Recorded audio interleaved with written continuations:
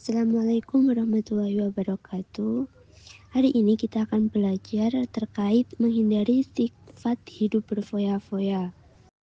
Allah Subhanahu wa Ta'ala sangat tidak menyukai seseorang yang mempergunakan harta secara berlebihan atau yang disebut israf dan tanpa manfaat. Mereka menghamburkan harta sia-sia dan melupakan hak-hak orang lain atas hartanya.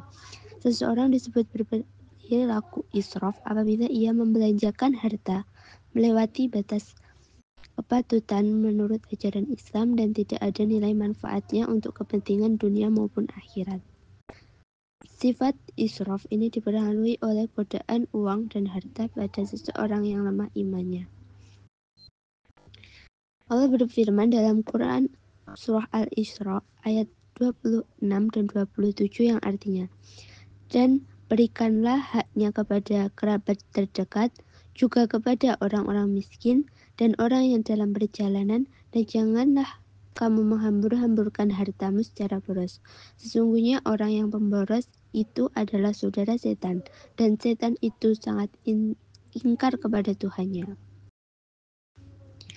Dampak negatif sifat hidup berfoya-foya. Banyak dampak negatif dari sikap hidup berfoya-foya, diantaranya yang pertama yaitu terlalu sibuk mengurusi kebahagiaan duniawi, melalaikan akhirat.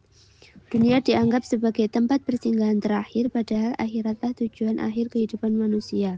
Mereka sibuk mencari kebahagiaan dunia dan menumpuk-numpuk harta hingga melupakan hidup di akhirat. Dampak negatif yang kedua yaitu menimbulkan sifat iri, dengki, dan pamer. Membelanjakan secara berlebihan dan boros serta memamerkannya kepada orang lain akan memicu sifat iri dengki dari orang lain. Sifat ini akan memicu konflik di tengah masyarakat. Yang ketiga, yaitu dapat memicu frustasi apabila hartanya habis. Pengeluaran harta yang tidak terkontrol karena memperturutkan gengsi dan hawa nafsu akan mengakibatkan frustasi. Mereka sangat khawatir apabila hartanya habis dan tidak bisa lagi membeli sesuatu untuk memuaskan keinginannya.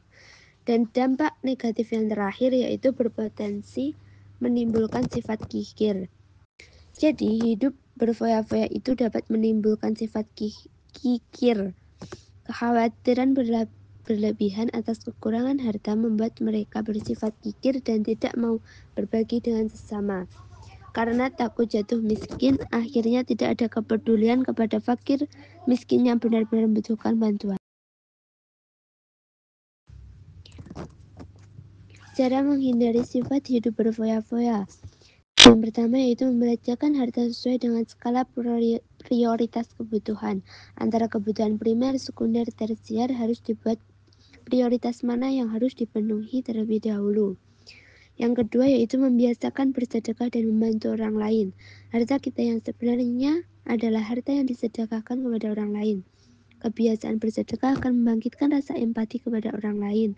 Lebih itu akan mempercepat hubungan antara sesama masyarakat. Yang ketiga, bergaya hidup sederhana. Hidup apa adanya akan membuat hati dan pikiran tentram. Dan yang keempat yaitu selalu bersyukur. Menerima dengan senang hati atas semua karunia dari Allah akan membuahkan ketenangan batin. Seseorang yang syukur dalam hati akan menyadari sepenuhnya bahwa segala nikmat itu adalah bentuk kasih sayang Allah.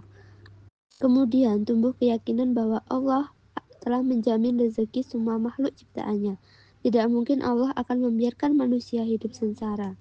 Di samping itu, bersyukur yakni dengan mengucap kalimat tahmid, alhamdulillah, dan berdoa kepada Allah, dan syukur bil arkan yaitu dengan menggunakan nikmat sesuai peruntukannya. Yang selanjutnya yaitu bertindak selektif dan terencana. Merencanakan kehidupan di masa datang akan membuat seseorang lebih selektif dalam memutuskan penggunaan harta. Membiasakan diri menyisihkan uang saku untuk ditabung merupakan sikap bijak. Dan yang terakhir yaitu bersikap rendah hati. Harta merupakan titipan dari Allah agar dipergunakan di jalannya. Sesungguhnya kehidupan dunia merupakan ladang untuk beramal demi kebahagiaan akhirat. Oleh karena itu, seseorang harus menjauhi perasaan paling kaya atau hidup berfoya-foya. Kekayaan seseorang di muka bumi ini tidak ada artinya dibandingkan kebesaran dan kekuasaan Allah Subhanahu wa Ta'ala. Harta merupakan cobaan bagi pemiliknya. Jika harta digunakan dengan baik, maka harta bisa bermanfaat baginya. Sebaliknya, kalau harta dikelola secara salah, maka akan mencelakakannya. Oleh karena itu, Islam melarang perilaku berlebih-lebihan atau berfoya-foya, melampaui batas, dan boros dalam membelanjakan harta.